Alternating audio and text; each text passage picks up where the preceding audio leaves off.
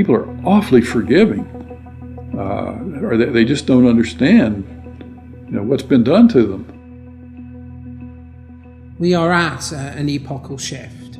We're at a point where the West could tip into complacent and quite well off redundancy, or we could play a decisive role in the future. What the banks did was reprehensible.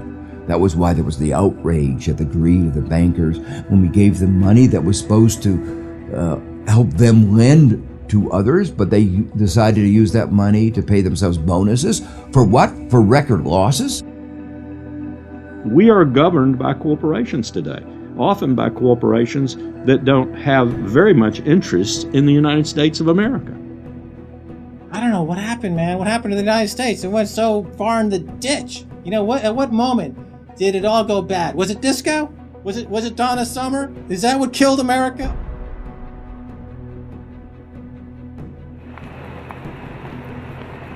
We are entering the age of consequence.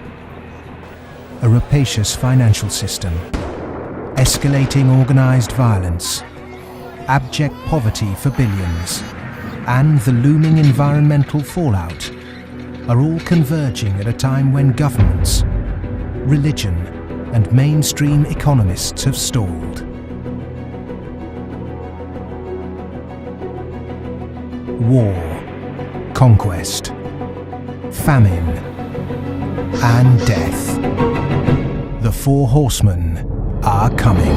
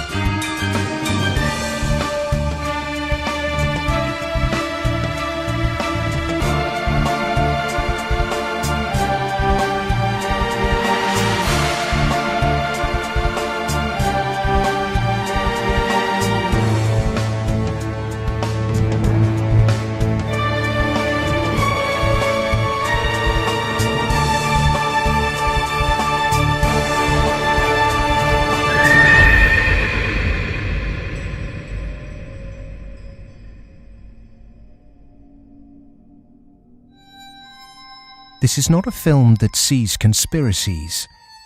It's not a film that mongers fear. It's not a film that blames bankers or politicians.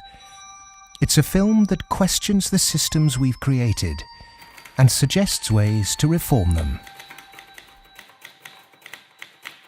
Over centuries, systems have been subtly modified, manipulated, and even corrupted, often to serve the interests of the few. We have continually accepted these changes, and because man can adjust to living under virtually any conditions, the trait that's enabled us to survive is the very trait that has suppressed us. Most societies have an elite tries to stay in power. And the ways they stay in power is not merely by controlling the means of production, to be Marxist, i.e. controlling the money, but by controlling the cognitive map, the way we think. And what really matters in that respect is not so much what is actually said in public, but is what is left undebated, unsaid. For centuries, gatekeepers have manipulated our cognitive map. But in 1989, a computer scientist by the name of Tim Berners-Lee implemented the first successful communication between an HTTP client and server. The World Wide Web was born. It has since unleashed a tsunami of instantly accessible, freely available information. Just as Gutenberg's printing press wrestled control of the cognitive map away from an ecclesiastical and royal elite, today the internet is beginning to change governments, finance, and the media. We are at the cusp of change. But to enact it, we must first understand the things that have been left unsaid for so long.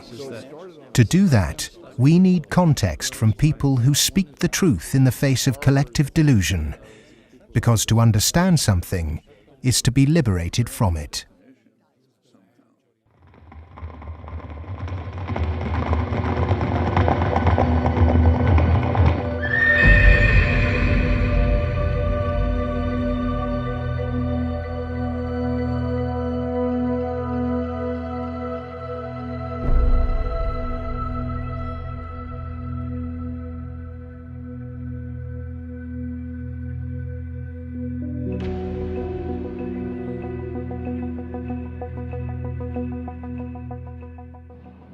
The end of World War II, we had 50% of the world's gross domestic product. We were making 54,000 airplanes a year, 7,000 ships, et cetera, and we were the new Rome. And we recognized it and devised a power management scheme in the 1947 National Security Act to, we thought, manage it. And it worked fairly well during the Cold War. But we haven't done anything since, and I think that's another sign of our inability to grasp the new world, if you will.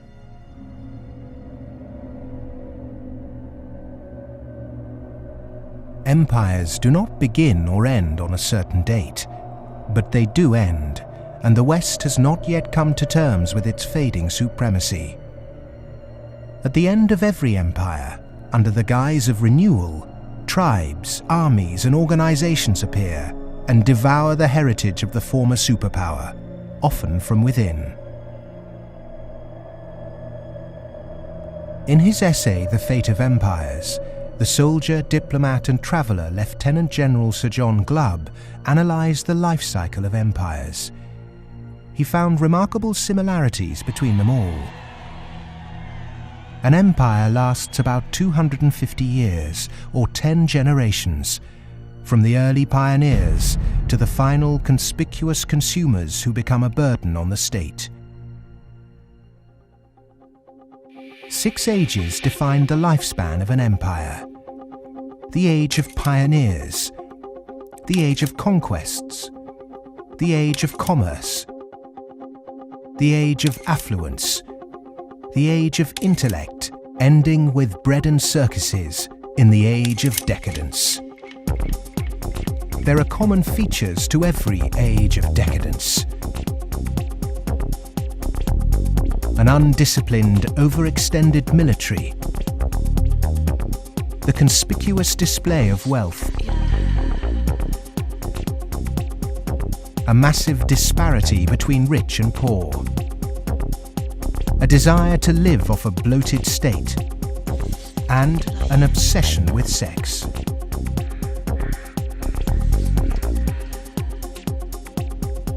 But perhaps the most notorious trait of all is the debasement of the currency.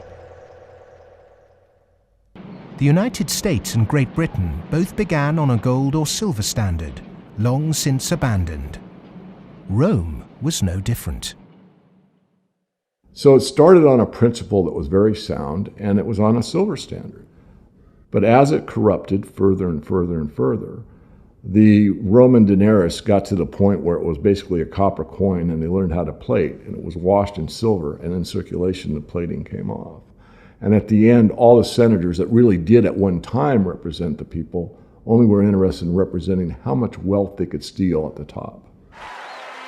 Great empire wealth always dazzles, but beneath the surface, the unbridled desire for money, power, and material possessions means that duty and public service are replaced by leaders and citizens who scramble for the spoils. Historically, all the signs of the demise of empire are beginning to develop. Some are more trenchant than others. This current financial and economic crisis, that sort of thing always accompanies the demise of empire. The people of Rome were constantly being distracted by the gladiatorial events, and the politicians knew that they did this. Whenever there was unrest among the people, they had a huge event going on, and they created a new event with lots and lots of gladiators, and every day we're doing that. That is a common trait of declining empires. And so today in the United States, for example, you find a tremendous emphasis on all kinds of television programs that distract people from what's really going on. Sports is a big part of that, as it was in the gladiator times. In essence, we've been lulled into a lethargy, and we've accepted it. Just as our sports stars today earn vast sums, so did Roman charioteers. In the 2nd century, one by the name of Gaius Apuleius Diocles amassed a fortune of 35 million sesterces in prize money, equivalent to several $1 billion today. Strangely, perhaps, there's another profession that is disproportionately hallowed as an empire declines. The Romans, the Ottomans, and the Spanish all made celebrities of their chefs. And this again is typifying the end of an empire, where things were so great, we have this last oomph of momentum that we used to be great, and we felt great, and we don't feel it anymore. So everyone is out searching for it. Well, maybe it's in the best food, or the best clothes, or the best music, or the best movies, or a reality TV show, or another magazine. But you can never get enough of what you don't need. What you need is a strong moral conviction that is pervasive throughout the society, and integrity reigns. There's a vast apathy. There's a vast amoralism, even a political nature to it. That is to say, there are vast numbers of people who don't give a damn. And so there's this natural, I suppose, entropy.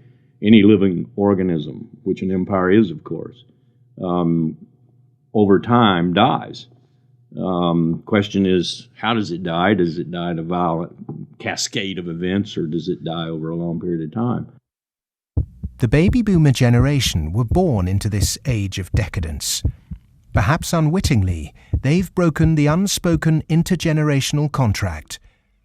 Through unfettered consumerism, spiraling house prices, and a desire for eternal youth, the baby boomers have squandered future generations' inheritance.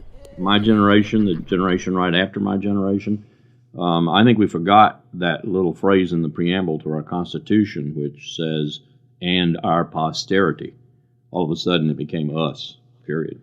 The baby boom generation, which I'm a part of, has gone and done the biggest misallocation of capital in the history of mankind.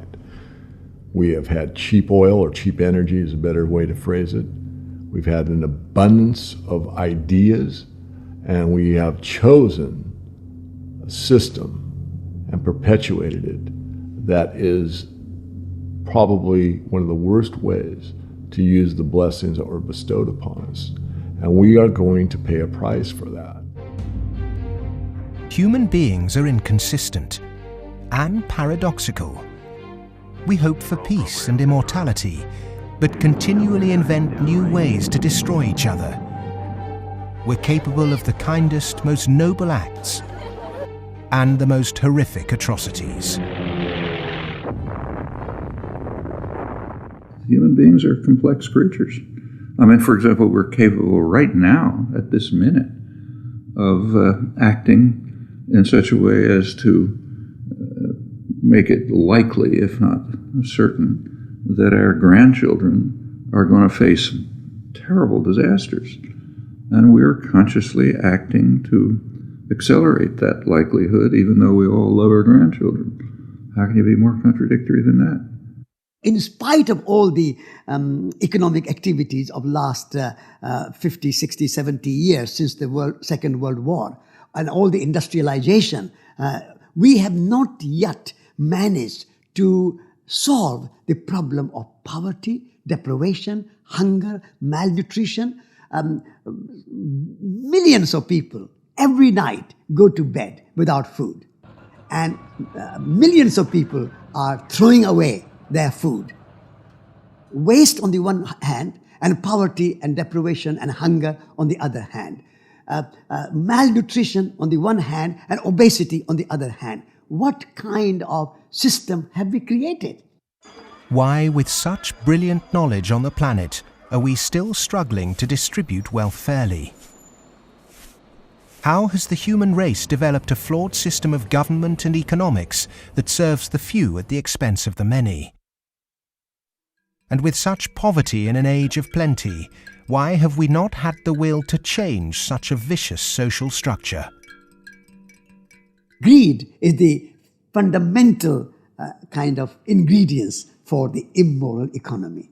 The problem is not that there is not enough in the world. People say that there is a poverty, we have to create more wealth. There is enough in the world for everybody's need, as Mahatma Gandhi said, but not for anybody's greed. But is it just greed, or does it go deeper than that? Is the problem systemic?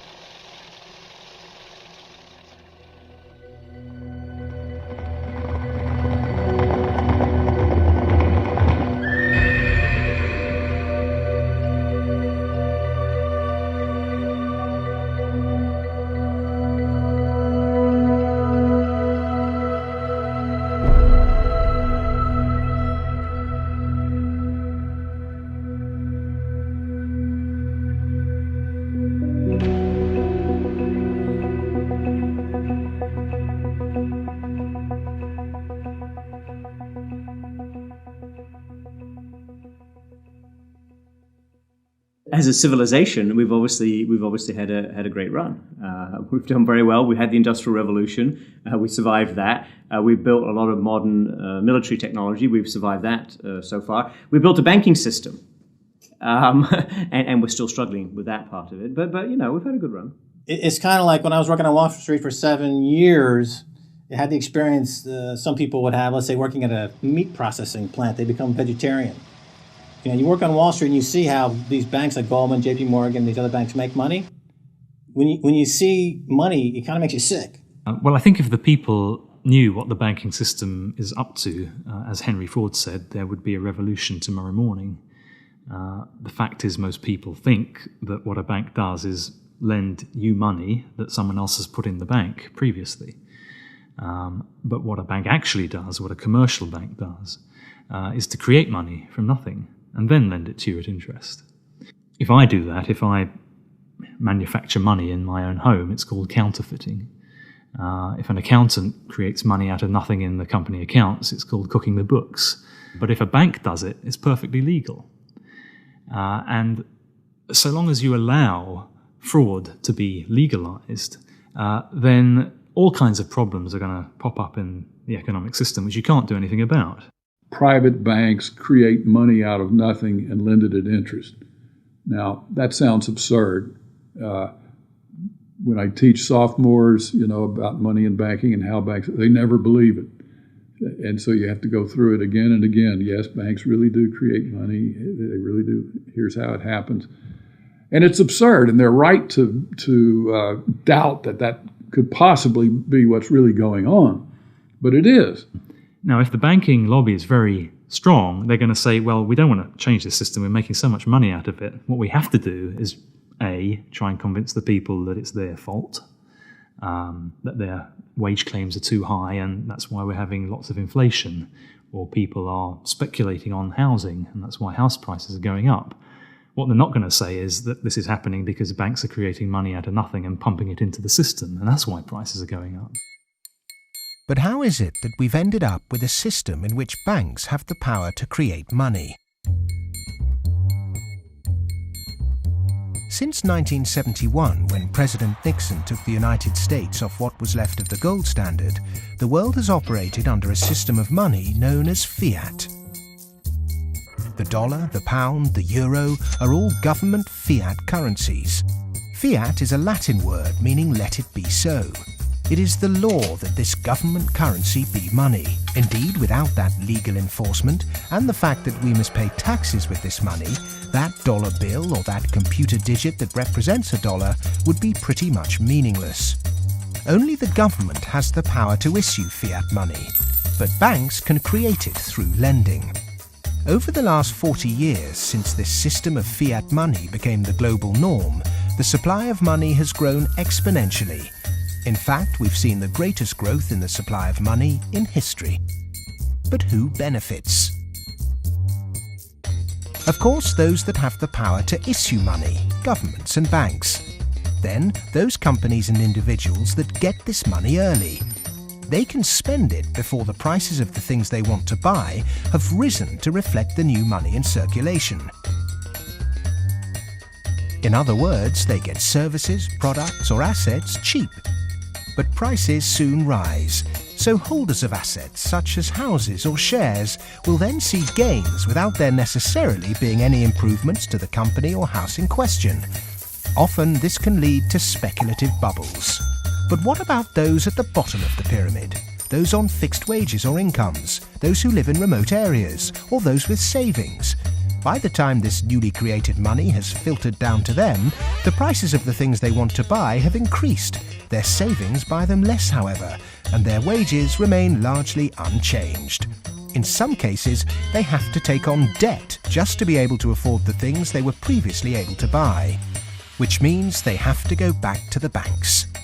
In reality, this process of creating money only redistributes wealth from the bottom to the top of the pyramid, and thus that ever-increasing gulf between rich and poor gets bigger and bigger and bigger. Well, when you get off the gold standard and you go into a fiat money currency, combined with a fractional reserve banking system, you end up compounding debt faster than you can ever possibly produce to support that debt. So eventually you're going to find yourself back into debt slavery. And that's what's happened in the U.S. For every dollar of GDP, for example, in the U.S., it also creates something like $5.50 worth of debt. Because this is what happens when our economy flips over and basically capsizes. And of course, the government solution now to address all the problems is basically to create more debt. You can never get enough of a currency that doesn't work. You can print it till kingdom comes, but you can't print wealth, and you can't get yourself out of debt by making more debt. If you could print wealth, Zimbabwe would be the largest, most prosperous country on the planet. We all know it doesn't work. Of the money in the world today, 97% of it is debt. The French philosopher Voltaire once said, "All paper money eventually returns to its intrinsic value, zero." For 3 generations, the world watched the fight between capitalism and communism. But in the 1980s, the Russian economy started to collapse. The Soviet Union capitulated, and so-called capitalism reigned supreme.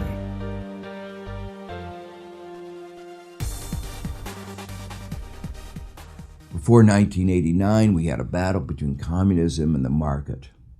And in that battle, there was a sense of, let's not expose the flaws in the market economy. This is too important of a battle that you don't criticize our team while we're fighting their team.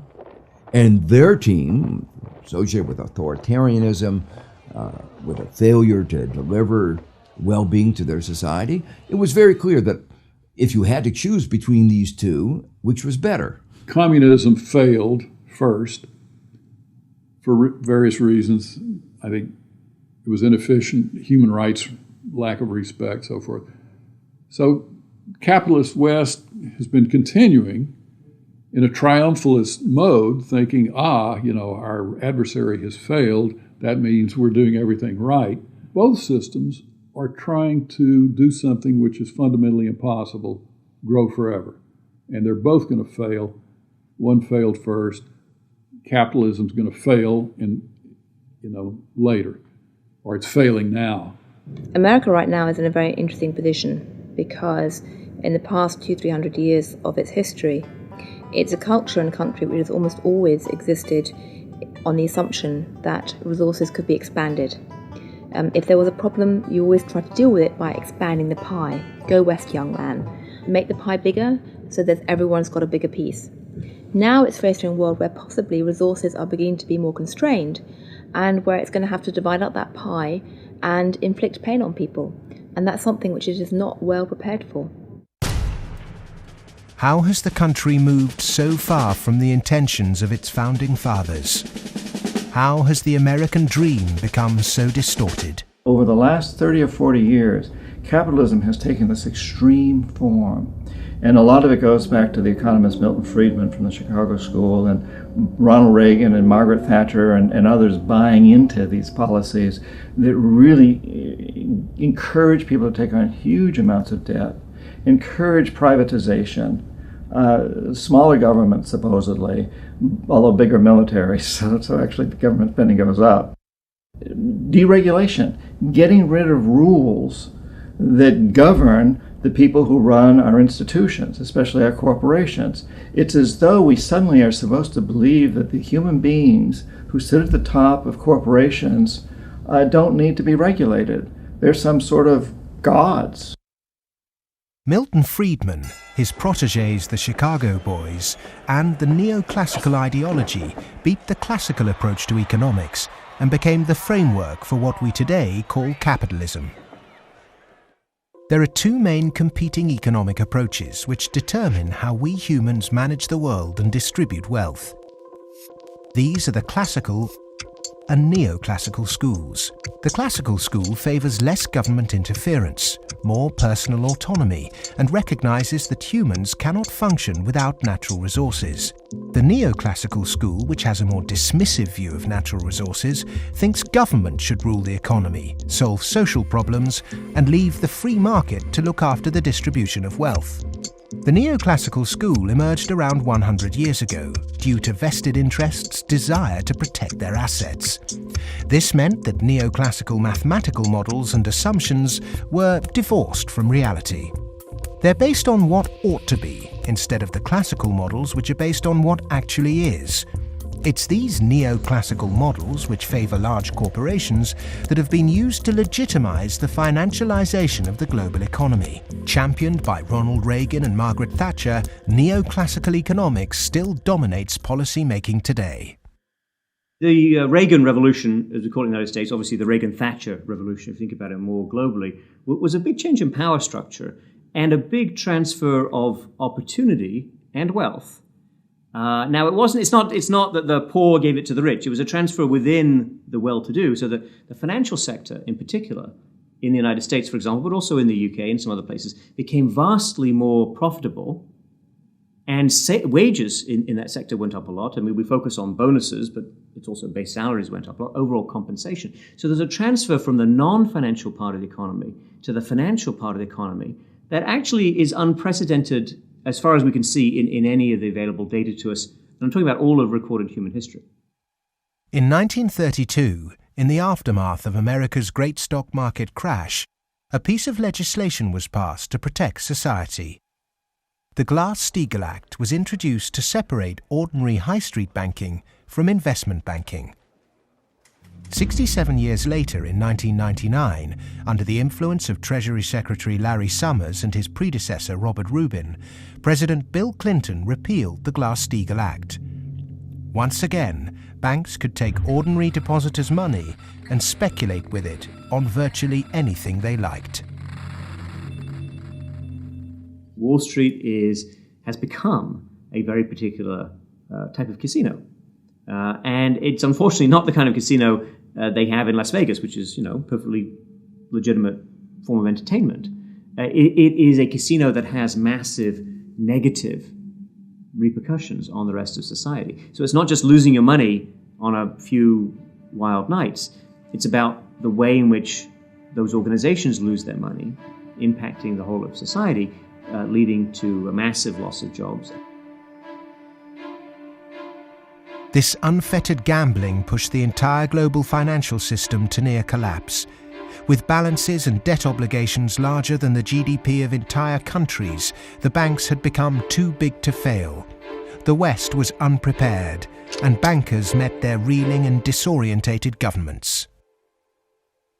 You have to bail us out. We need money. If you don't give us the money, the whole thing goes down. And what are you going to do with millions and tens of millions of people who have lost everything in their bank account? You will have a revolution on your hands. So fork over the money. Borrow the money, create it out of nothing, and give it back to us, and so that we can face our problems and not go under, or otherwise. And this is what Mr. Hank Paulson did in the U.S. Congress. He went there one day and he told them, well, look, we need $700 billion, and we need it now, or else. Is this system we call capitalism really capitalism? In a capitalist system, government is supposed to be small. But today the state is more bloated and invasive than it's ever been. Individuals and companies are supposed to operate in a free market. Good enterprise is rewarded with profit, and flawed enterprise with failure. But during the 2008 banking crisis, the people saw the Western economic system divided in a way they were told could never happen. Socialism for the rich, capitalism for the poor. And in America, for example, the banks that got in trouble got bailed out by the government. That's socialism. And people are arguing against socialism in America, and yet it's probably the most socialist country in the world right now. We have a system which isn't even a proper capitalist system. Rich people make mistakes that they don't get punished. Poor people make mistakes that they get punished. Yeah? Or even worse, that they don't make any mistake and they are forced to pay for the mistakes of the rich. When the taxpayer is footing the bill for the misplaced speculation of bankers, then suddenly, instead of the economy serving the human being is now in perpetual service to amoral financial organizations.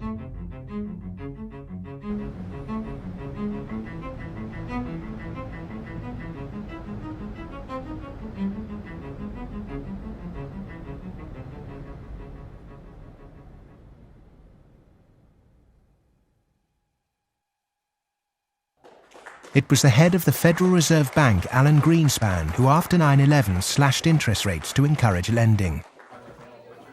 Bankers needed new participants to keep cash flowing into a system that had become a global pyramid scheme. All this newly created money entered the housing market and created unprecedented inflation. House prices rose and rose.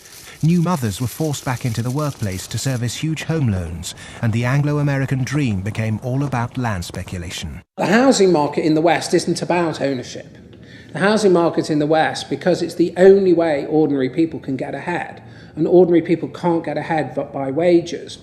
What we've created is a mass bubble economics around housing. As that sucks in a huge amount of capital, takes capital for genuine innovations in the economy, and puts it into a speculative use that has no genuine productive outcome. It's interesting, if you talk to people in Germany, for example, they don't see a connection between owning a piece of property and being inclined towards being democratic. There's lots of people who rent their housing there, and they're perfectly comfortable with that arrangement. But it is true that in somewhat different contexts, both Mr. Reagan and Mrs. Thatcher pushed for more people to own housing. And actually, this is part of the problem, because if you push people to buy housing before they're ready, and if you push very dubious loans on them, and they don't understand what they get themselves into, you can have huge adverse repercussions, exactly what led to, in part, the subprime housing crisis in the United States. That's not anything to do with democracy, that's just a bad economic idea. The breakthrough that occurred around the year 2000 in the United States was when bankers found out that the poor are honest. And they realized that if you're poor, if you're not rich, you have a different set of values. And you think that a debt is a debt, and it's something that has to be paid. And that people will try to pay the debts that they're stuck with, even if the debts are not valid, even if the debts are much more than they expected, even if they really can't pay the debts. The lending and banking institutions, when they drew up contracts with interest rates, with flexible interest rates, I think they knew in the beginning that these problems were going to come back later on, where folks weren't going to be able to afford the mortgages as the interest rates increased. It put a lot of people in situations where they were taking food out of refrigerators, taking kids out of higher education. They're not able to afford college anymore. And it is making a really, really bad situation worse. The banks engaged in what was a criminal conspiracy to charge more to the blacks and Hispanics. The banks got together, backed the Bush administration to block the state prosecutions of racial lending in order to exploit and charge more to the minorities.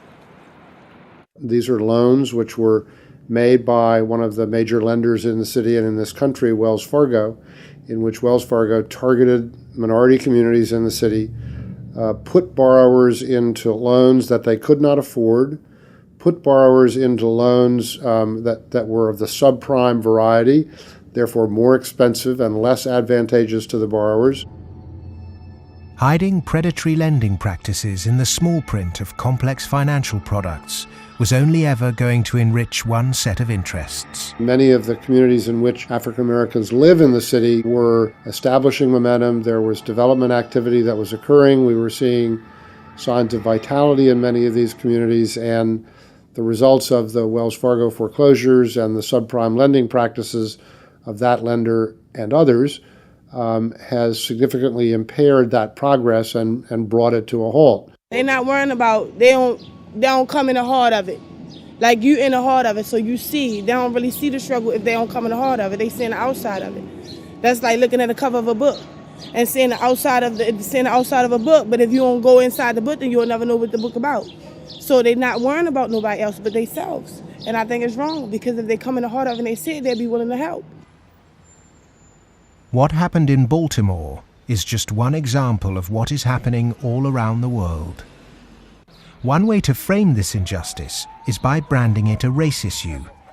But when we look really closely, we can see that there is something at play here that transcends race: profit. Not an accident, for instance, that we had the deregulation in our financial industry that was such a disaster. The lobbyists of the finance industry amount to 5 per congressperson. In other words, they pay 5 people for every congressman to explain to them, persuade them, that they should pass legislation that is favorable to the financial industry. The poor people who are devastated don't have the money. They couldn't hire 5 per congressman. So the way our democracy works, it's an unlevel playing field. The financial sector has acquired enormous power, partly through political contributions, so buying favors, but mostly through ideological control, convincing people that finance is good, more finance is better, and unregulated finance without limit is best. And that is really the cornerstone of this, what we call in the United States, the Wall Street-Washington corridor. I mean, if people need any proof as to who's controlling Washington, when the bailout came after Lehman Brothers collapsed, 80% of the population was against the bailout. Notwithstanding that, Congress passed the bailout, just showing, in my view anyway, that it's really under the control of banking interests. It's not a reflection of good democracy when a company, a group of companies, an industry, says our interests are more important than the national interest. How can that happen? Very easy. That's the role of campaign contributions, lobbying, in America's political structure. We have a flawed democracy. This is an advanced oligarchy in the sense that its main mechanism of control, if you like, is through convincing people that you really need, for example, the 6 biggest banks in the United States in the particular form they exist today, with the very light level of regulation. And if you don't have them, if you try to change that, all kinds of awful things will happen. And this is not really blackmail. I mean, it sounds like blackmail, but they convince you it's not blackmail, it's just that's the way the world is. There's nothing you can do about it. Oh my goodness, you just have to cooperate with them. It's very clever. The Fed is essentially the lobbyist for the commercial banking system. When you say you want to turn regulation over to the Fed, you're saying the financial sector and Wall Street should be self-regulated. And the Wall Street has veto power over whoever is going to be the head of the Federal Reserve. As long as you give veto power over the regulators to Wall Street, as long as you pick the bank regulators from the banking industry itself, you can forget any thought of calling it regulation. It's deregulation, and to call it regulation instead of deregulation is using Orwellian doublethink. Democracy is government by the people. Plutocracy is government by the rich. In a typical plutocratic state, economic inequality is high, social mobility low, and because of continuous exploitation of the masses, workers find it nearly impossible to climb out of poverty. The equal voting rights movement in the early 20th century abolished a system where rich people had more votes than poor people. But today, lobbying has put pay to that and reduced the American political system to a mere clearinghouse for the concerns of the rich.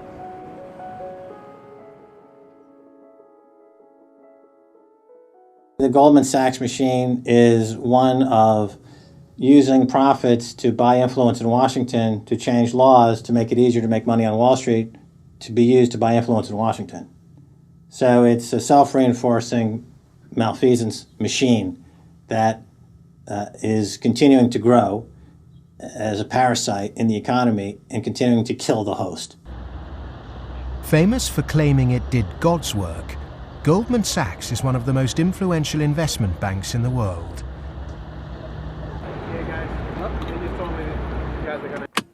Its alumni often occupy positions of great influence in governments and central banks. In September 2008, barely a month before the stock market crash, Goldman, supposedly a pillar of the free market, changed its banking status from investment to commercial. This meant it was now eligible for state protection. Socialism for the rich, right there. Goldman Sachs are extremely efficient at what they do. Their task is to make money. They make bank robbers like Willie Sutton look like modest amateurs. They're huge bank robbers, but it's legal. The system is set up so that they can do it. In the recent years, they've been selling securities put together from mortgages that they knew were worthless. So they're selling these things to unwitting consumers, making a ton of money on it. Meanwhile, they're betting that they're going to fail because they know that what they're peddling is rotten. So they placed bets with it's called credit default swaps and other things with a huge insurance company, AIG, and that was insuring Goldman Sachs against the failure of the stuff they're peddling. During America's subprime collapse, Goldman traders Michael Swenson and Josh Birnbaum made a $4 billion profit by short-selling junk mortgages. Backed by Dan Sparks, internally Goldman Sachs called their position the Big Short and bet against their own clients. Senator Carl Levin called Goldman Sachs chief executive Lloyd Blankfein to a Senate subcommittee to testify under oath. Much has been said about the supposedly massive short Goldman Sachs had on the U.S. housing market. The fact is, we were not consistently or significantly net short the market in residential mortgage-related products in 2007 and 2008. We didn't have a massive short against the housing market, and we certainly did not bet against our clients.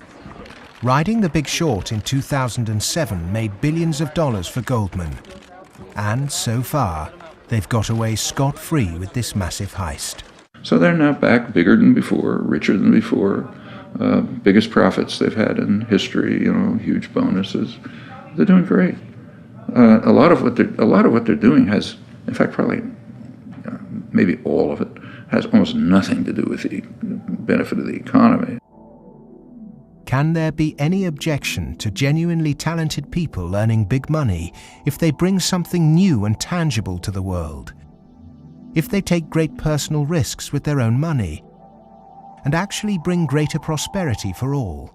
In a free market, if I have a brilliant idea that I can run an automobile on grass clippings, as an example, and I produce that car, my motivation might be to make money. But if the market says, my goodness, this is the greatest automobile ever invented by mankind, and I make $1 billion, I've not only served myself, but I have served everyone else that needs transportation. And that is the brilliance of a free market, is that paradox that you can serve yourself and simultaneously serve others. And that's what it's all about. But how many of the general public have achieved greater prosperity through a banker's bonus? It was against the holy backdrop of St. Paul's Cathedral in London that Goldman Sachs vice chairman and mouthpiece Lord Griffiths gave insight into how certain bankers really think. The devoted Christian defended extortionate bonuses. I'm not a person of despair, I'm a person of hope. And I think that we have to tolerate the inequality as a way to achieving greater prosperity and opportunity for all. The fundamental Christian view, and I would say of Islam as well, and certainly of Judaism, is that wealth is to be shared. money has to be shared. You can't take it with you. And from that develops a whole lot of stuff about justice and the economy and so on. And we've lost that, and instead we've got people accumulating more and more. And I just think it's disgusting that people have lost their homes, they lost their jobs, they can't pay their mortgages from bankers who made a big mistake and then paid enormous bonuses. I'm sorry, that is simply wrong. And I can't understand why we are not more vociferous about that. When rich people tell you that they specifically have to be rich through these egregious rip-off mechanisms, that's just self-serving propaganda, and it should be disregarded. It is true that when you organize human society, some people get ahead and some people struggle. That's a natural mechanism. But saying, we've got to have inequality, therefore Goldman Sachs must be organized along the following lines, that's a complete non sequitur. At what juncture, at what point does morality enter into the economic calculus?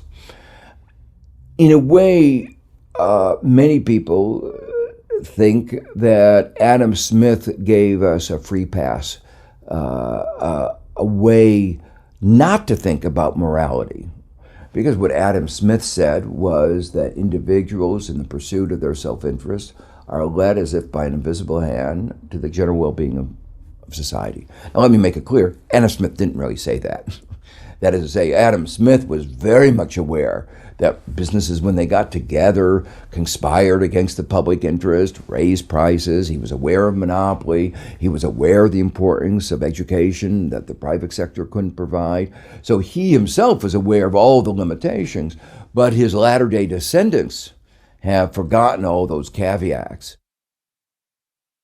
Adam Smith was the godfather of classical economics, but since its publication, his work has been used as a political football, financiers twisting his words to suit them. Lord Griffiths advocates ruthless individualism to push this idea that if bankers get rich, then we get rich too, through a process known as trickle-down economics, or horse and sparrow theory. If you feed the horse enough oats, some will pass through to the road for the sparrows. The idea is that extreme wealth concentrated on a small minority will eventually trickle down to everyone else. But it doesn't work. Because by the time the money reaches the people at the bottom of our money pyramid, it's lost its purchasing power.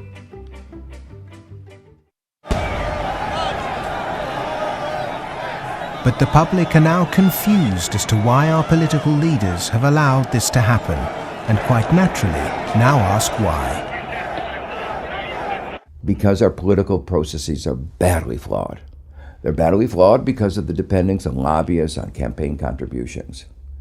So that's why, my view, and a view I think of a lot of people, is that we have to restructure our political processes to give more voice to the ordinary citizen and less voice to the interest group, to the moneyed groups, to those who have taken such a large role in shaping our tax code, our regulatory regulations, and so forth.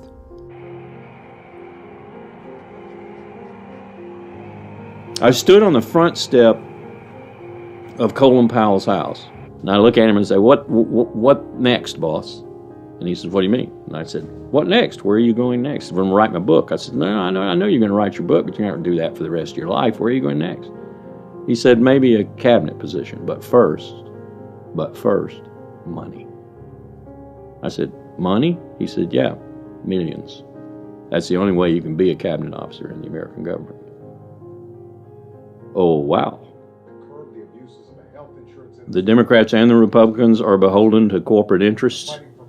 And until they become unbeholden to those corporate interests, we will never have a well-governed republic.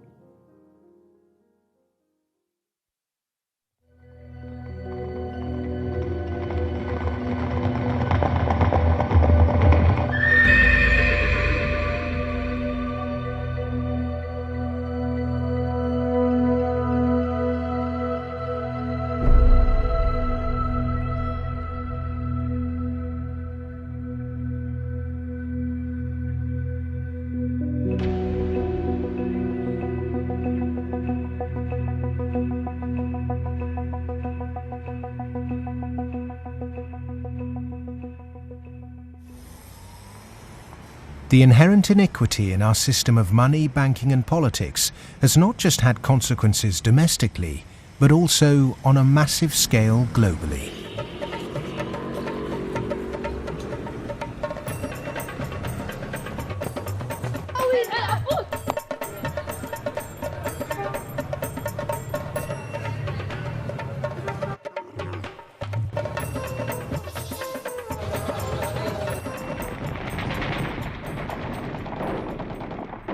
Western leaders have presented their military campaign in Iraq, Afghanistan and Pakistan as a moral obligation.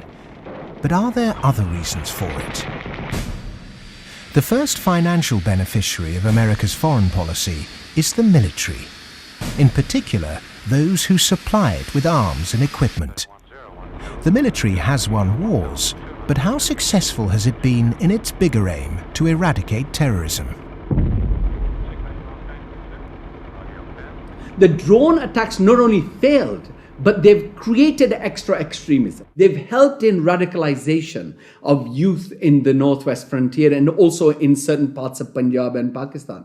And because time after time, and sometimes, there's a feeling that America does this deliberately to destabilize Pakistan. I'm not so sure about that, but I certainly think those people who actually support this policy, every time you kill 10, the so-called terrorists, you create 500 more because they see the drone attacks as an attack on a sovereign state of Pakistan. If they really wanted to flush them out, there was no need for a huge military operation in Swat, causing the entire district to become internally displaced persons. The population of Swat is 1.8 million. There are 2.3 million refugees in the country. The whole district has been emptied. This wouldn't have been necessary if they had carried out a surgical commando operation to get the militant leaders. But they allowed them to escape, all of them. After the military, the next financial beneficiary are those who win the contracts to conduct the rebuilding process. In the West, people might even feel optimistic when they hear that the US is pumping tens of billions of newly created dollars into developing nations to build infrastructure. But often this too doesn't seem to achieve the publicized goals. Is there another reason we give these countries aid?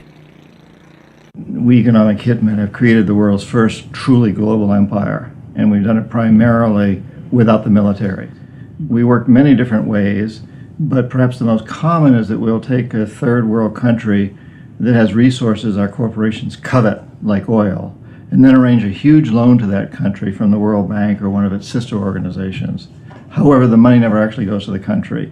Instead, it goes to our own corporations to build infrastructure projects in that country, power plants, highways, industrial parks, things that benefit a few wealthy families in that country as well as our corporations, but don't help the majority of the people at all. They're too poor to buy electricity or drive cars on the highways. They don't have the skills to get jobs in industrial parks, but they're left holding a huge debt. Infrastructure, which has used heavy loans from the World Bank and IMF and made from grants from Western countries, they've all gone into benefiting the elite and the feudal classes. They have not benefited the people.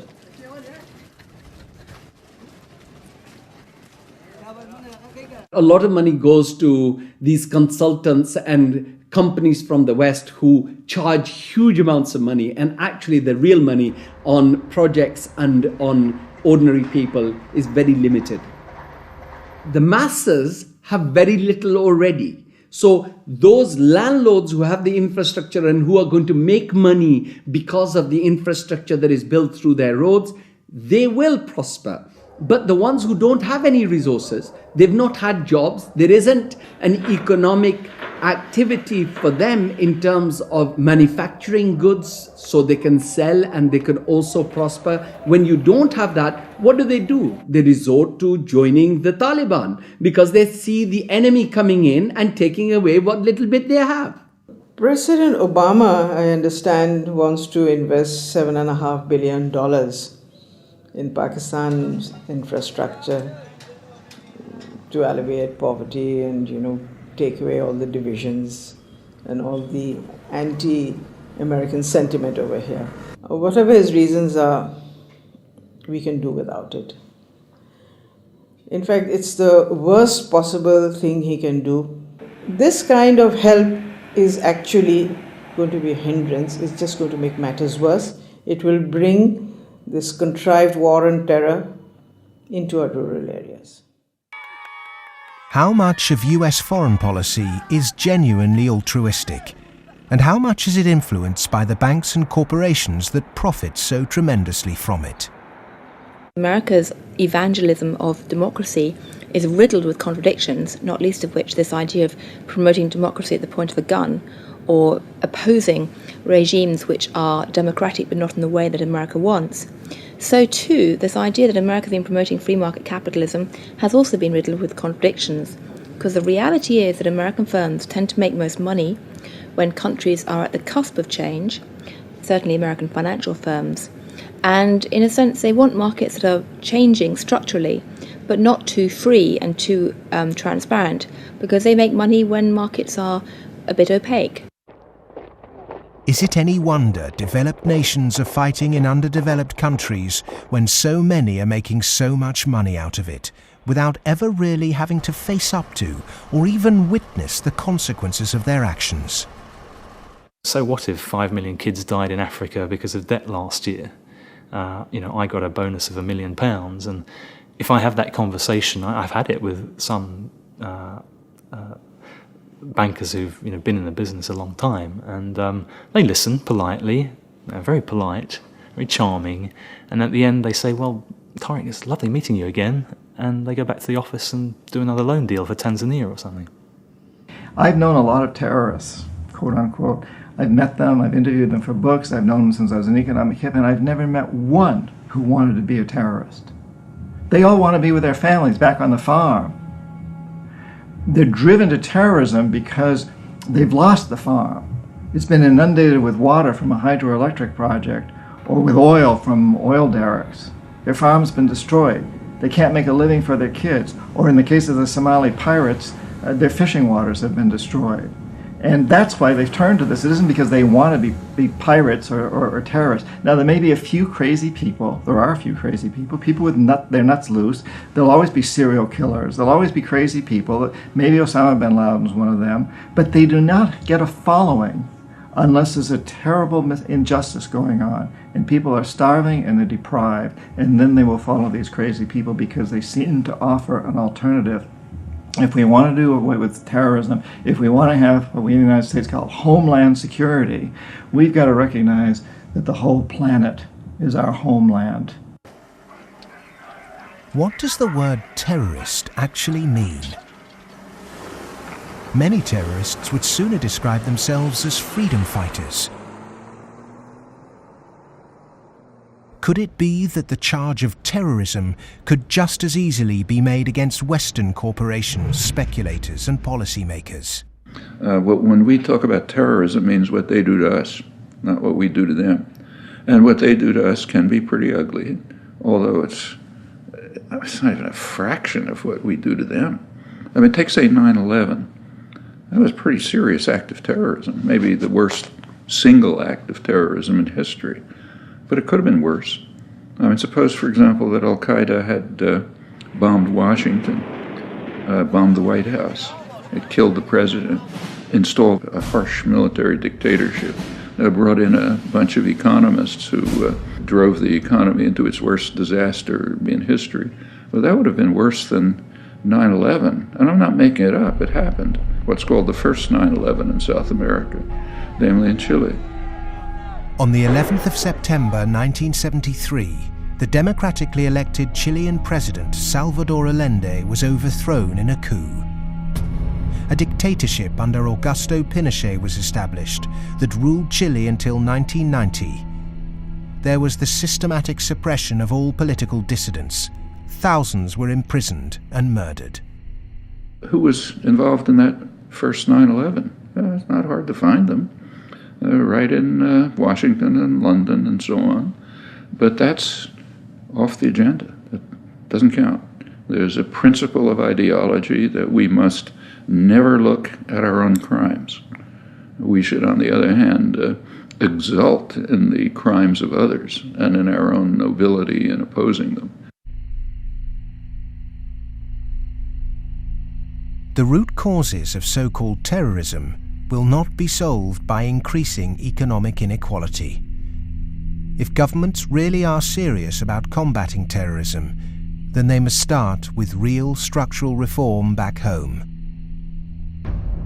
As long as banking empires chase infrastructure and debt deals in pursuit of profit, the West will continue to export injustice through finance.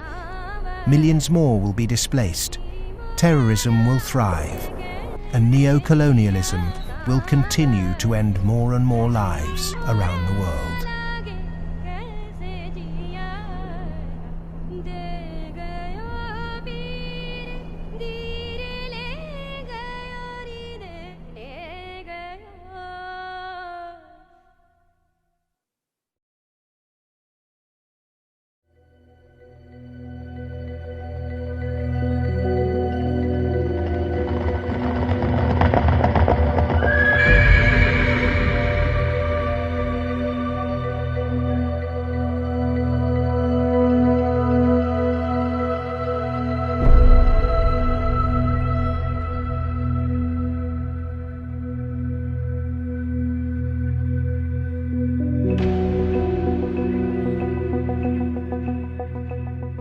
What's happened is that we have moved from a relatively empty world to a relatively full world. That is, empty of us and all of our stuff to now full of us and all of our stuff.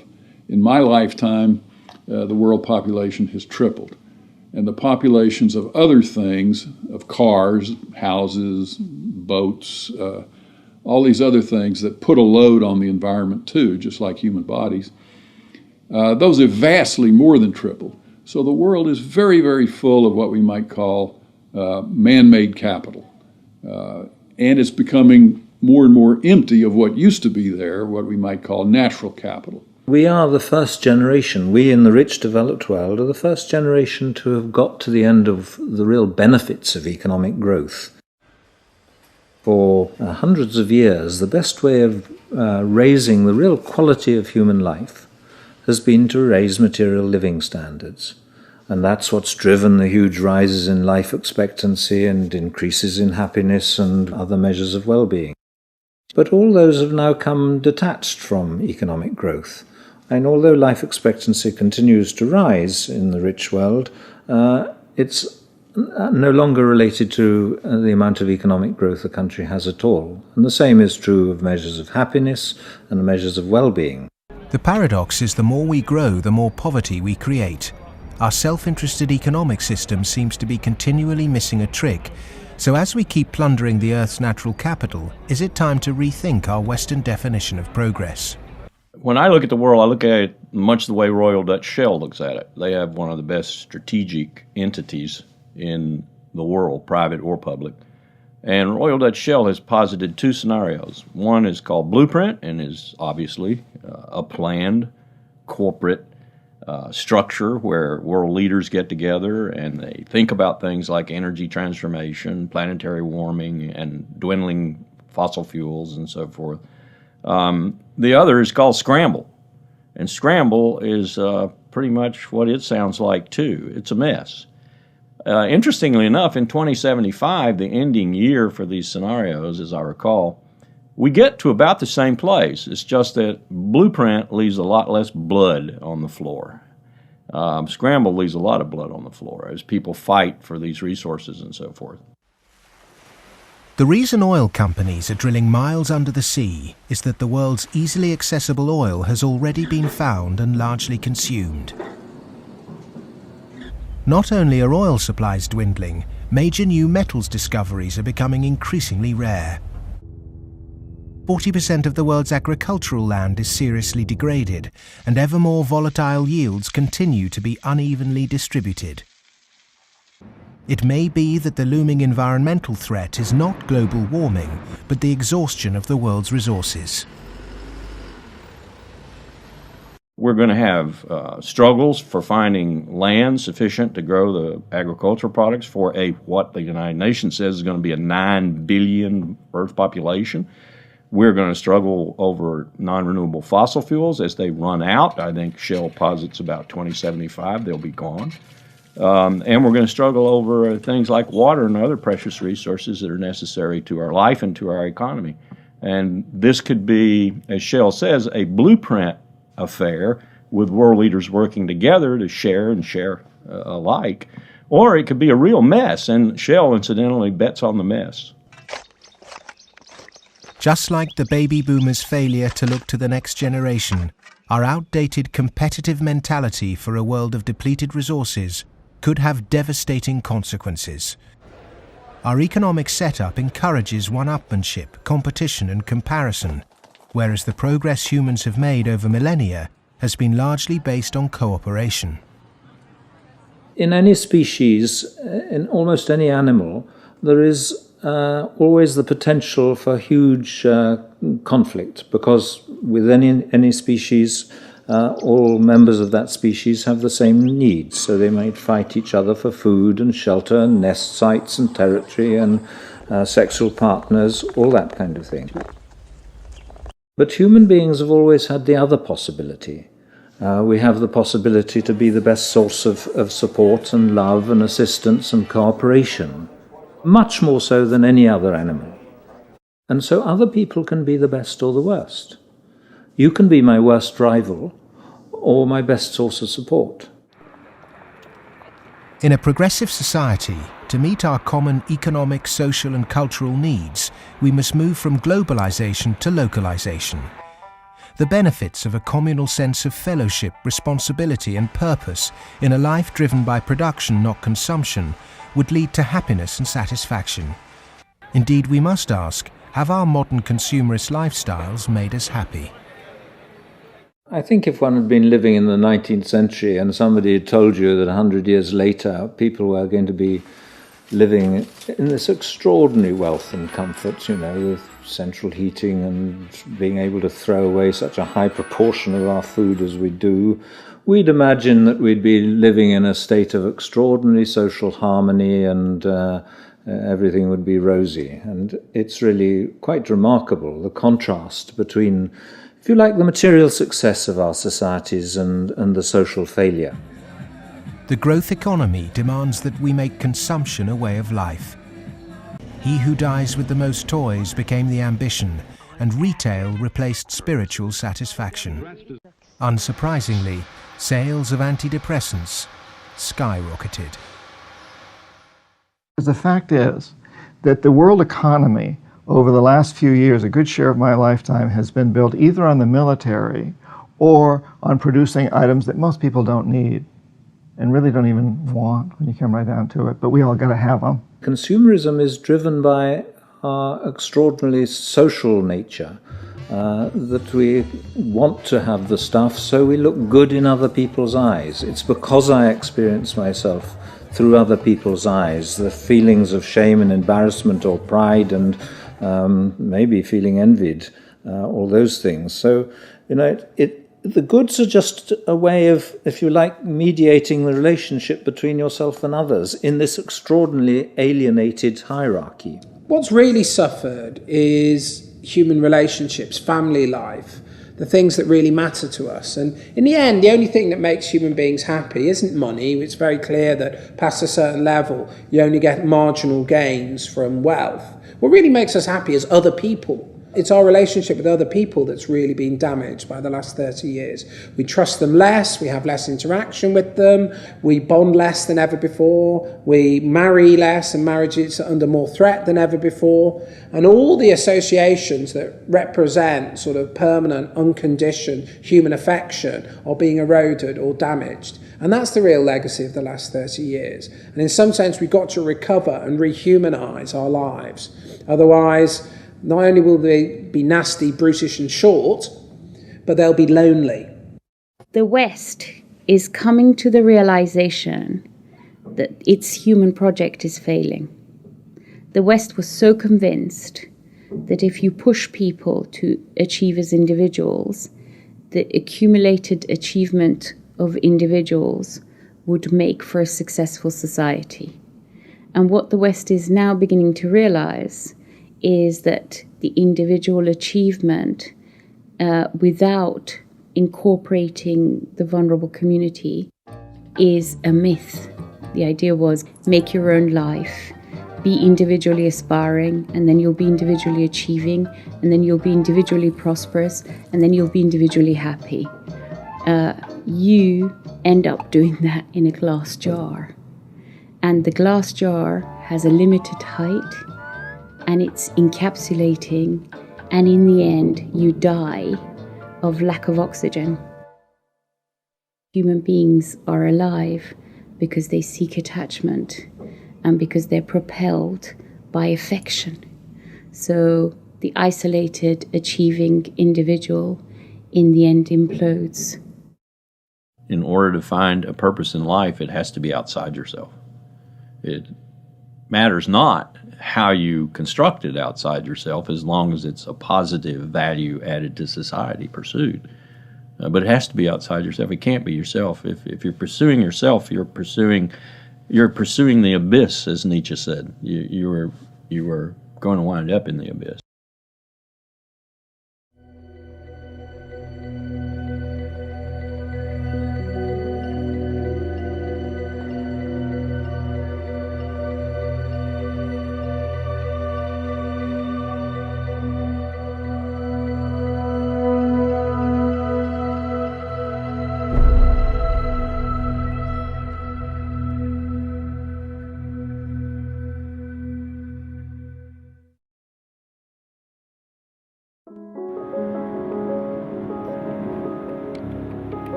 One of the most powerful cultural frameworks that shapes the way we think today in the West is the Hollywood film construction.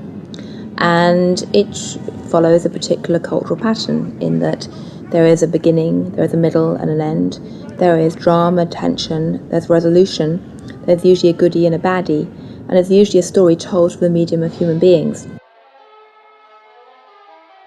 This Hollywoodization of the way that people communicate and the way they tell stories about themselves and view their recent history has very much impacted how we look at the financial crisis, in that people look at the beginning, the middle and the end. They look at the drama around Lehman Brothers and they wanted, say, a resolution, and they wanted baddies, they wanted sacrificial victims as well.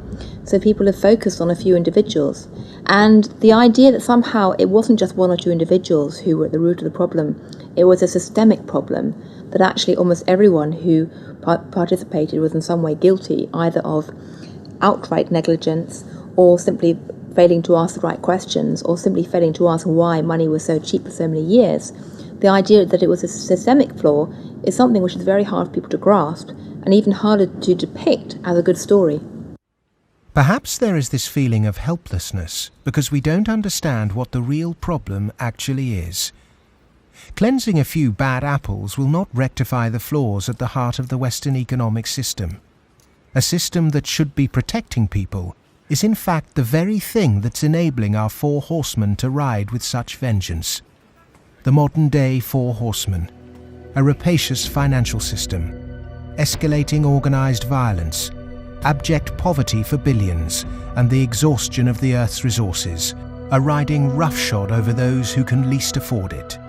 They gallop unchallenged because the cognitive map that's been put in place by our schools, universities, and our media does not encourage us to question accepted norms. Instead, there is apathy. In a sense, I think we're rather depressed societies. We've got used to the idea that there's nothing that can be done. There is no alternative, that, we're never going to deal with these environmental problems and we live in a dog-eat-dog society and that's it. I think what we have to take away from this is a recognition that most of these problems can be very substantially improved.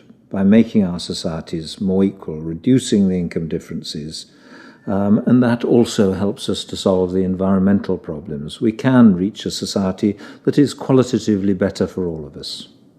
Well, the apathy is sort of engineered because you don't have any discussion of this in the public media. Hardly by surprise, the public media are owned by the real estate and the financial interests, and they're not going to explain to people the integration between the financial, insurance, and real estate sectors, the FIRE sector. There's this disinformation going on, passing the buck, denying what the real driving factors are. All of these are common strategies. In fact, even in education, you can see that banks have helped to set up universities. They've funded them. They fund think tanks. They have educational foundations. They own newspapers. All of this stuff is going on as a kind of propaganda exercise so that the people don't actually work out what the problem is. You should not assume because you don't have a background in economics or in law that these issues are somehow too complex for you. They're not complex at all. It's very simple. It's about power, and it's about democracy, and you understand that just as well as I do. One source of this disinformation is the neoclassical school of economics. These economists and academics have been successful in convincing the world that their models were gospel. But just as Gutenberg's printing press was revolutionary in the 16th century, today we're at the dawn of internet enlightenment, which will remove the cloud of ignorance upheld by academic and media gatekeepers. Education can be a form of mass mind control, and it's astonishing that today neoclassical economics continues to be taught in all Ivy League universities. I do get letters from students in economics departments at other universities. They're into some graduate program or something, and they say, John, I just read such and such that you wrote, and this is the kind of thing that interests me. I'm stuck in this program here in which, I can't even talk about any of that. What's your advice? What should I do? What they're teaching you is what you're going to have to oppose. A lot of it. I mean, some of it's useful. But so some of it's useful, go ahead and learn it. And the other reason for learning the rest of it is know your enemy.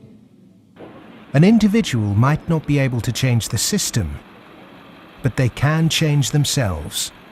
If we're not offered proper education, we must begin our own. And a good place to start is to become reacquainted with the classical economists, and with something that so few question, but that affects us all, our system of money. If the monetary system of the world is not reformed, then we are headed towards the end of industrial civilization. I won't say that we're going to the end of humanity, but it's just going to be an absolute collapse of our world as we have known it, because it cannot function on fiat money. And none of those who are responsible for this want to admit it, but that is the fact. The fiat system of money is a man-made law, and it's been abused. Is there a form of money whose law is not set by man? When you look at natural law and gold, I sort of describe gold as being a natural form of money. All of the gold that's been mined throughout history still exists in its above-ground stock. About the size of 2.5 Olympic swimming pools if you put all that gold together in one place. And the key is that this above ground stock of gold grows by about 1 3/4% per annum, which is approximately equal to new world population growth, and is approximately equal to new wealth creation. So as the net result of this is that you have this very good consistency in gold's purchasing power over long periods of time, because the supply-demand equation is very much in balance. To achieve human liberty, you really need to have sound money, and gold is the only way to do that, because only gold is outside of the control of politicians. With modern man-made monetary processes, a chronic excess of debt has built up at every level of society. Debt is now regarded as normal. It isn't. It's a form of slavery. But how much do we question our debt? And what should we now do about it? The classic example, most recently, of a debt cancellation was the German economic miracle in 1947. The Allies canceled all domestic and international German debts, except for the debts that employers owed their employees for the previous few weeks, and except for a basic working balance that everybody was able to keep in the bank in order to buy food for the next few weeks or so. Essentially, you would follow the 5 or 6 pages that the currency reform of 1947 did in Germany. You would start with a clean slate. That means that everybody would own their property free and clear. And the problem here is that you'd wipe off the savings that are the counterparts of that. That actually would not be such a bad thing if you look at the fact that the wealthiest 1% of Americans have concentrated an enormous amount of wealth in their own hands, more than at any earlier time since statistics have been kept. Our system of taxation also needs addressing. Currently, we're taxed on what we produce. Perhaps it would be more progressive to tax what we consume. How many American people realize that the Founding Fathers never intended Americans to be taxed on their labor? In other words, they weren't meant to pay income tax. The tax system that was exported from Britain, a relic of colonialism, has duped the world. The most important element of a tax system is to do what everybody expected to be done in the 19th century, and that is to base the tax system on land taxation, on the free lunch of land value, and on what John Stuart Mill called the unearned increment, the income that landlords made in their sleep, as he put it. Who made oil in the ground, coal or iron ore? These are things which are not the products of human effort. Of course, extracting them is, but their existence is not. And so the rents from natural resources are a wonderful source of taxation. Nobody made them, so, and when you do tax them, you cause all of us to use them more efficiently. So this seems like really the excellent thing to tax, rather than labor and capital. If the governments used this land site value that's supplied by nature, not by human labor, not by personal enterprise, then the government would not have to tax wages in the form of income tax. It wouldn't have to imply sales tax that add to the price of doing business, and it wouldn't have to add the proliferation of business taxes. This tax system, advocated by all the classical economists, would begin to address global poverty, as it would allow citizens in developing countries to keep their resource wealth. In developed countries, it would begin to address our housing and debt crisis, and unleash the kind of entrepreneurship needed to refloat our economies. Perhaps we should also resurrect another timeless principle for workers that was promoted during the Industrial Revolution. Well, the idea that people who work in a plant ought to own it is just deeply built into working class culture. So right around here at the early Industrial Revolution in the late 19th century, working people simply took for granted that, yes, of course, the workers should own the mills in which they work. Anything else is an attack on our fundamental rights as free citizens.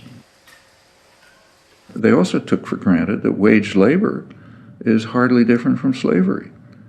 It's different only because it's temporary, and then you can be free. One of the ways you can be free is by owning your own plants. That was not an exotic view. That was Abraham Lincoln's view. In fact, it was a principle of the Republican Party in the late 19th century.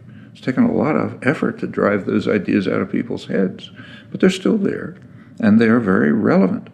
It was the Greek philosopher Plato who said the ratio of earnings between highest and lowest paid employee in any organization should be no more than 6-to-1. In 1923, banker J.P.Morgan declared no more than 20-to-1 was optimum. Yet today's salary difference between top and bottom earners in global corporations can be higher than 500 or 1,000-to-1. When you're up in the range of 500-to-1 inequality, the rich and the poor become almost different species, no longer members of the same community. commonality of interest is lost. And so it's difficult to form community and to have good, friendly relationships across class differences that are that large.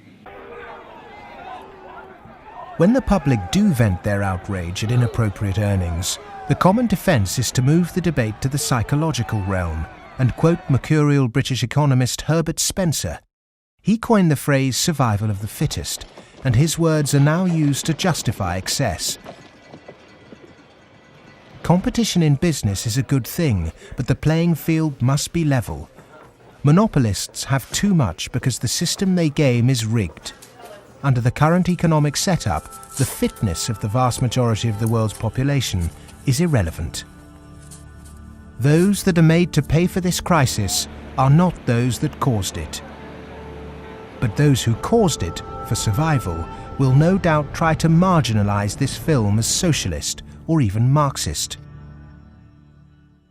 I'm a capitalist. I'm a business person. I believe in the basic principles.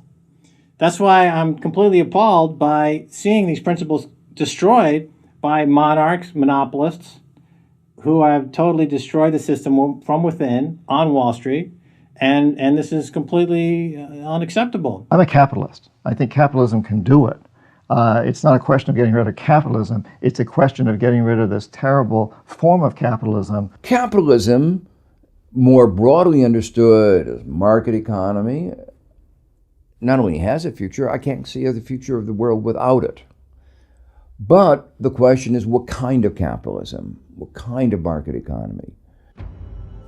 A system of reformed capitalism built on independent money, a tax system based on consumption, not income, and employee-owned businesses would begin to build an economy that's not dependent on constant growth to service its debt. We've endured the so-called free market for centuries, but far from being free, it's led us to destroy nature and each other in a vain attempt to progress. It's absolutely ludicrous to suggest that somehow there is a scientifically defined boundary of the market that we should never change. And of course, that's what the free market economy wants you to believe. Because once they convince you of that and claim that, on top of that, claim that they have the truth because they are PhDs in economics, then they can tell you whatever they want, and then you'll have to accept it. But that's where we have to take these guys on. Politics is about drawing the boundary of the market. When you think about it, a lot of things have been taken out of the market over the last 2-3 centuries. 2-3 centuries ago, you could buy and sell human beings, child labor. A lot of things that you wouldn't imagine you could buy and sell today. So, over time, we have redrawn this boundary, and there's nothing wrong with redrawing the boundary again. Things that were considered absolutely reasonable in the 1850s, like selling any chemical on a street corner and telling you that it's a pharmaceutical drug that will be good for you, things like that were absolutely commonplace then, are now serious criminal offences. Well, the same thing will be true of active money management in 100 years. The breakdown we saw in the Great Depression and witnessed again at the beginning of the 21st century occurred because in the name of growth, much was taken out of the system by those who contribute very little. Multinational corporates and banks will always want to grow without having to compensate those people who actually do the work to produce the surplus. In the past, every time too much was taken by those who contributed little, people rose up to halt the violent practices enacted by a tangible enemy. Today, the question is, with such a formless enemy pervading every element of our economic and democratic process, can it be done again? Of course it can be done again. Look, it's a cycle. We're not debt peons, but maybe rats running around a little wheel in somebody's big cage somewhere. The finance rises, finance becomes organized. You make a lot of money in banking. It's easy to go out and buy politicians. But the essence of democracy, the essence of American democracy, is this is a repeated confrontation, a repeated showdown. And in the 1830s, Andrew Jackson beat the Second Bank of the United States. In the early 1900s, Teddy Roosevelt beat J.P.Morgan and John D. Rockefeller. In the 1930s, Franklin Delano Roosevelt, FDR, beat everyone from Wall Street. And now we have to do it again. the one single thing that makes me optimistic rather than cynical, pessimistic, is my students. First, I do not see the desire to go to Wall Street amongst them. I see the opposite. Second, I see a disdain amongst them for people who are motivated. Not just they don't want money, I see a disdain amongst them for people who do just want money. The crises we face today are created by humans. And what is created by humans can be changed by humans. So we are all capable of transforming our world. Revolutions are philosophical. Getting organized and preventing the culprits camouflaging the real problem means it's possible to embark on a bloodless revolution against the violent organizations and barbaric leaders who've trashed the economy. Central banking, rigged capitalism, land speculation, income tax and neoclassical economics have corporatized democracy, stunted progress, perverted the course of human destiny, and compromised the future of this planet. If these issues aren't addressed, then the next implosion will be on a scale unimagined. Whatever the propaganda, at the beginning of the 21st century, central banks' unregulated cheap money pumped up land values, which created an unsustainable asset bubble in a world that once again operates a rigged tax system that enriches entrenched privilege. Neoclassical economics have ruined life for the bottom billions, tempted everyone into intergenerational conflict, and created massive suffering that has no limits. Human beings go mad in crowds and come to their senses slowly and individually. History is littered with examples of people who threw themselves off the yoke of oppression to adopt radical change, only to end up with popular new rulers that maintained the status quo. To really understand something is to be liberated from it. Dedicating oneself to a great cause, taking responsibility, and gaining self-knowledge is the essence of being human. A predatory capitalist's truest enemy and humanity's greatest ally is the self-educated individual who has read, understood, delays their gratification, and walks around with their eyes wide open.